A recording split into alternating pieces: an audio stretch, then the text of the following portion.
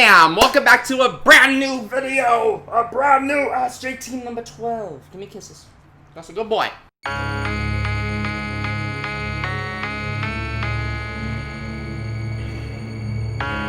Alright guys, AskJT number 12. This is a series where you leave me questions, hashtag AskJT, and hopefully I can get to them. And if I don't, then hopefully I'll get to them next AskJT. And if you're new to the series, this can be any type of question. It can be military related when I was in the Navy. It can be about college now. It can be about relationships. It can be about animals. It can be about anything. Motorcycle, cars, whatever. Alright, question number 1 from Funny18. He says, how are your days off spent out at sea? Now that is a funny question, guy, because there are no days off out at sea. I was deployed 2 times. One of them was a 9-month combat deployment. The second one was a 6-month deployment when I was out of Japan. We did 3 months, and then we came back for 2 weeks, and we did another 3 months. Most of that was like to Korea, China, Australia. And my first deployment was to the Middle East. So out of those 2 deployments, I only had 2 days off.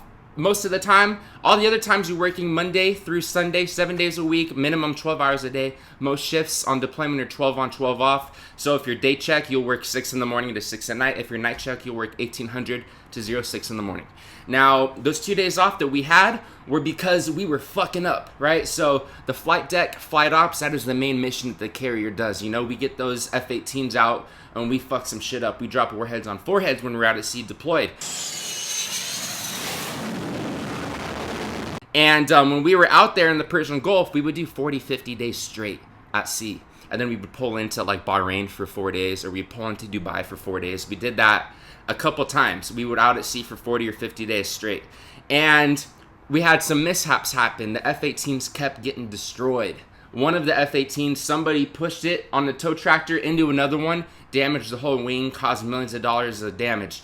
Another aircraft, the jet blast deflector that goes up behind the aircraft, went down on one of the wings, destroyed that. That happened 2 days in a row. So the skipper was like, all right, guys, I'm going to give you 2 days off, recollect, have your safety briefs, get shit together, and we're going to go back out and fly. So yeah, that was the only time ever there's millions of dollars of damage. People kept, you know, they were pushing us really hard. We were out there sweating our asses off 14 hours, man, for weeks at a time. And finally we cracked, and the skipper had to call a couple of days off. But yeah, that's the only time I can remember most of the time you're going to be working. When you're deployed, that you make decent money deployed. You're getting tax free when you're in the Persian Gulf, imminent danger, hazardous duty. It's worth it. You know, you just got to keep your head on a swivel. That's what they tell you. All right, question number 2. Hidden Ninja Shadow asks, what job do you have as of right now? Well, when I first got out of the military, almost 2 years ago, I was working for the South Orange County Vet Center before I moved up here to LA to my university. Now I go to Cal Lutheran. I was working for the vet office at my school, and then I was bartending at a steakhouse. And now, as of last month, or as of 2 weeks ago, I'm doing YouTube full time now. So 5 to 7 videos a week. I'm taking this like seriously as a job. I'm finally able to earn enough revenue to where I can, you know, where I can call it a job.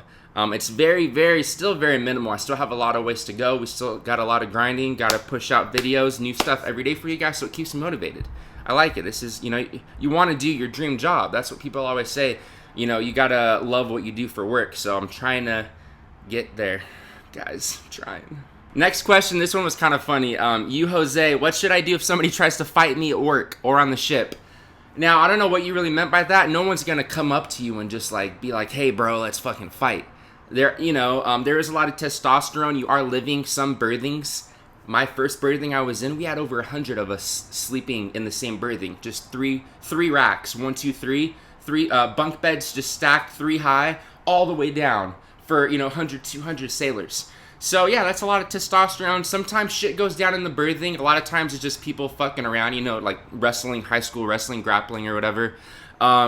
Nobody is gonna go out of their way to fight you just cause, unless you're like pissing them off or you're constantly being an asshole, then yeah, somebody might fight you. But most of the time, if stuff's gonna go down, it's gonna go in the berthing. It's gonna go down away from where chiefs or officers are gonna see. There was one time that I did fight somebody. It was in the berthing. We actually became good friends after that. He was just like, I don't know, it had to happen. We were just at each other's fucking throats. This next question, Eric Stormberg, what happens on an aircraft carrier if the pilot misses the landing?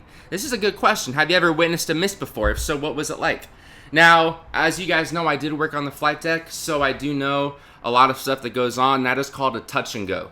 Now, the pilots will intentionally miss the they'll intentionally miss the arresting gear wires to practice for just in case they miss the landing. Starting a touch and go.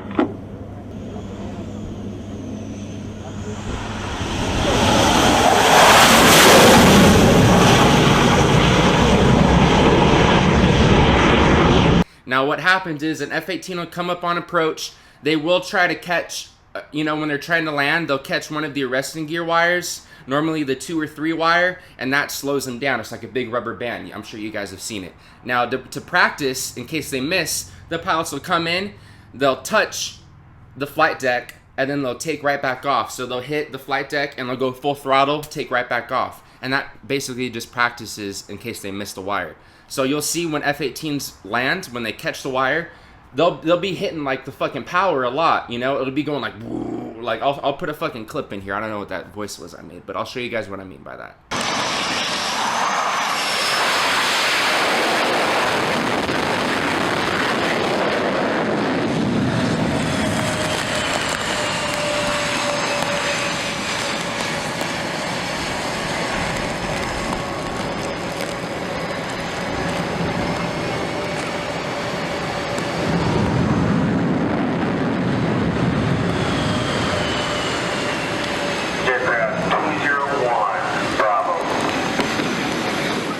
All right, this next question is from LizardMane. He says, what are you studying for, bro? What career are you interested in? Yeah, for the career that I'm interested in, I'm using what I'm studying right now, communications, marketing, and TV and film production. I'm using all that to hopefully improve this YouTube channel and to give me a step up with, if I don't want to do YouTube as a career after I graduate next year, then I would love to do marketing or advertising, to run campaigns, to create ideas, to work for like one of those top companies. I know I need to get an internship maybe this summer if that's what I want to do. But also I would love to work for the military, do recruiting, do maybe producing videos, something along those lines, maybe something. And then obviously the dream job would be YouTube, would be able to continue doing this, run my own channel after I graduate. But that's just, like I said, just keep grinding and we'll see where I am. And yeah. All right, this is always a very popular question. Have I worked with or met any Navy SEALs? Yes, I have met Navy SEALs. No, I have not worked with them. I have worked with EOD, Explosive Ordnance Disposal. Those are Spec Ops guys, and they are stationed on the carrier with us. And how I worked with them, I didn't really work with them directly, other than I would be the landing signalman in front of the helicopter when they would do their helicopter rope suspension training, HRST, I believe that's what it was called, Hurst. They would fast rope out of our helicopters, and they would practice that. I would hover them up over the flight deck, and we would just hold them. I would be on call with the flight deck control and with primary, and I would just, be watching them fast rope. It was pretty fucking awesome. That's a cool part of working on the flight deck, and with helos, you get to see some cool shit. But other than that, I didn't really work with them. My buddy was friends with them, with a lot of the guys, with the EOD guys, and they ran a poker game. They ran a little Texas Hold'em game that... And my friend knew that I was really, really into Texas Hold'em, and I still am. I used to want to do it before YouTube. I wanted to do it like as a job. You can make $20, $30 an hour playing 1-2 or 2-5 live, and I wanted to do that, play poker. All right, Albert Barnes, another great question here, guys. I'm loving these questions. What is it like first getting into the fleet after you're done all your schooling? Now, this is a feeling that you guys are going to get a lot in the military, right? So you're going to get out of boot camp. You're going to go into your A school. And at first you're going to be, like, oh, we're the newbies, we're the new guys. It's how you felt in boot camp. When you were in your P days and you're wearing all your sweatsuit shit, and then you see everybody with the uniforms on, and you're like, damn, I want to be 6-7 weeks in like them. They're in it, man. They're cool. And then you're going to be in A school, and you're going to be new. You're going to, have to figure everything out, just like in boot camp again. And then once you get done to graduate A school, you're going to be at the top, like you're a senior in high school. You're hot shit. And then you're going to go in C school and be at the bottom again. And then you're going to go at the top again. And then you're going to go into the fleet. You're going to get to your first squadron, your first command. And you're going to be a little fucking trainee again. And you're going to have to work your way all the way up. It's just continuous grinding, until finally you make E6 in your LPO. And then if you want to be a chief, you're going to be at the bottom of the totem pole again. It's how it is in the military, man. It's just rank structure. Always going to be at the bottom until you make fucking E9. All right, this last question is going to have to do with my tattoos. Connor Daly, did you get your Japanese tattoos in Japan or America?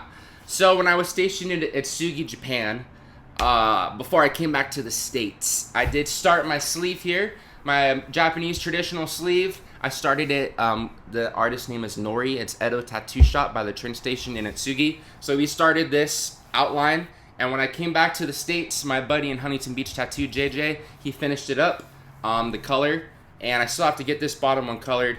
Also, my buddy did all this on my side. He did the Hanya, and he did all this up here, the rose, the birds. He connected my chest to my arm right here. He did all this work on my other arm. So yeah, most of this, the only stuff I got in Japan was this sleeve right here, started. And then he colored it in, and he's eventually gonna color this in, and he did all this. So yeah, this is in Japan. This is the original and what inspired me to want to get all this. All right, guys, I hope you enjoyed the video. This is gonna be wrapping up AskJT number 12. I am gonna have a brand new vlog tomorrow, a brand new day in the life. I'm going on this awesome fishing trip, so I'm gonna see if I still have my sea legs under me. I'm going on this awesome trip with all the veteran buddies from the office there at Kalu. So Coast Guard Chris, Big Al, the Marine, Josh, I think maybe David, the other Marine, the corpsman. So we're gonna be going out on the fishing boat. I'm gonna be bringing my camera, doing a vlog. Social media below as always. I'll see you guys tomorrow. Thank you much for all the support. Almost 20K. All right, come on.